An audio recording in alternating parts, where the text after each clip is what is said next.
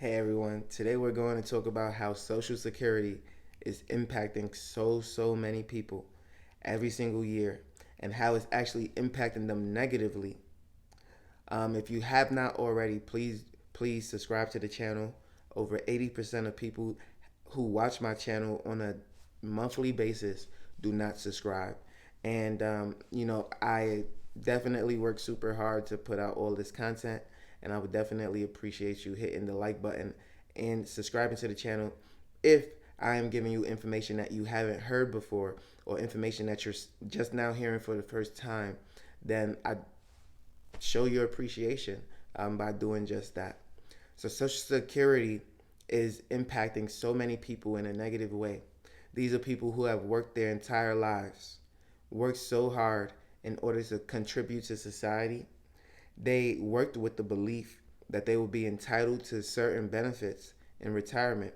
They worked with the understanding, knowing that if I put into a system for 50 plus years, that I should get something back out of it, especially if I contributed to it for so long. With Social Security now, every single year they have well over 1 million people who receive an overpayment. Now, if you don't know, Social Security increases their payments every year based on inflationary rates. Based on inflation, they will increase Social Security benefits for recipients. And because of this benefit may be 3%, maybe 8%, maybe whatever percentage. And then there are people who may also have to work to supplement their income. And having this understanding, you should also understand that when Social Security overpays someone, they simply believe that it is a part of their entitlement. They simply believe that they did not owe this money because they are sending them receipts. They are sending Social Security all the information that they need to understand how much they should be paying the recipients of Social Security. And so when they receive their checks, they believe that they're not doing an overpayment. Now, Social Security comes back to them 18 months, 3 months, 10 years, or even 20 years later and says you owe X amount of money. This money can be 20,000, 4,000, 10,000, 50,000, even $100,000. And they will say that they need this money back within 30 days. Social Security comes up with this time period based on the fact that they believe that these members can actually pay the money back. The only people who would not pay this money back are those who are significantly in distress and simply do not have the ability to pay. Now, people may try to appeal, but the power simply belongs to Social Security. There is no power in the actual person in order to appeal this, right? You have to go through the court system and you will lose. This is the honest truth. I'm not going to sugarcoat it for you any which way.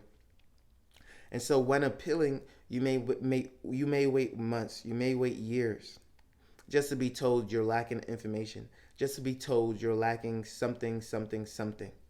And a lot of the times, Social Security doesn't even have the proof to show that you can pay certain amounts of money. They don't have the proof to show that you owe this money. In fact, a lot of the times, you are owing this money because of their blunders, because of their mistakes. And yet they'll say it's your fault. And so, can you imagine being 65, 70 years old? We've all lived good lives. We've all lived in our youth where we didn't have aches and pains, where we weren't in the hospital for days on end, for months on end. We all lived for ourselves, our best lives. Now we're trying to live for our children, our grandchildren. We're trying to live for our spouses or significant others. We're just trying to hang in there and stick around, pay back our debts and live a modest life. But now you're being told that you owe 20, 30, 40, $50,000 and it's simply not in the budget because you couldn't account for it. You were spending money, you were living your life expecting that in your retirement you should be retired and not having to worry about bills and other payments. And so I can honestly see why people would spend this extra income and not save it, because you've been saving your entire life and it's time for you to reap the benefits and rewards of that. And so when Social Security comes to you and says it is our obligation by law to go ahead and recover this debt, a lot of people seem to have a problem with that. And to be honest with you, I do too. Because for someone to have made it to that far to where they're receiving these benefits, they've been paying into a system that they believed would benefit them 40 plus years down the line. Some people started working at 16, 15 years of age, maybe even sooner. And so they've been paying into the system longer than they can remember. And 4 years into paying into the system, they're now being asked to pay again into the same system. So even I do have a problem with that. Even though I love accountability, this is one thing to where the government is not being accountable for their mistakes. And even though I am a taxpayer who is paying for Social Security that I may never receive, I do believe that these people are entitled to their money and they should be getting it. With that being said, what is going to happen?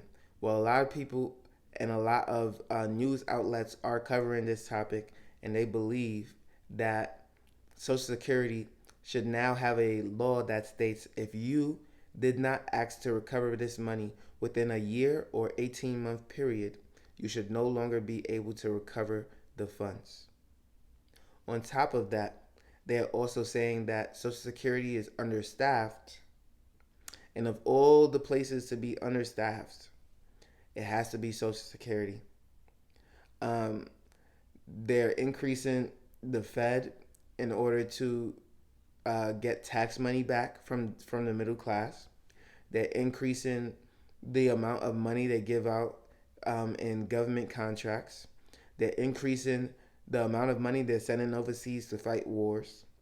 And yet to pay someone $35,000 a year to staff Social Security and give jobs to people right here on American soil is an understaffed position. I truly do not understand where our priorities lie, to where Americans are supposed to now, in 2023, going into 2024, be without a job because of inflation. Social Security is understaffed. Our people are having to pay so much money back. People are funding wars overseas. Billionaires are buying land and property in these war-forsaken countries because those properties are super cheap and super available. They're being bombed and raided. So billionaires can buy these lands for 20 cents on the dollar. And by the time the war is over, by the time the land is ready to harvest, they are going to be multi-billionaires. I mean, just look, Israel and any other country that we as Americans can invest in. If China was to go to war tomorrow, I would throw every single dollar I have on Chinese land to buy it all up, because I know that once they are out of war with their immense population, I will be reaping benefits that I could not even think of achieving. And so that's exactly what these billionaires are doing. All these wars that people are protesting for, that their money is going towards, but they're not investing in. Listen, it's all for profit. Don't tell me that President Biden doesn't have properties all over the place in these war-forsaken countries that he is going to reap the benefits of once the wars are over. Don't tell me that all these billionaires who are advocating for aid to these countries don't have several investments there and are tying not only the president's hands to get more aid, but the government and the news outlets as well. And so All we're seeing is our money being used for everything but the American people. And the American people are funding the rich getting richer and the poor getting poorer. This has been happening since the dawn of time. They're continuing to do this because they don't see any repercussions. They don't believe that there will be any repercussions. And to be honest with you, I don't think there will be any repercussions because there are not many people willing to fight the good fight. There are not many people willing to say, I deserve my money and I deserve to spend it on what I believe it should be spent on. If you like this video, please make sure to leave a like, comment, and subscribe. You know I post every single day at 8 a.m. daily, and I can't wait to see you on the next one. Peace.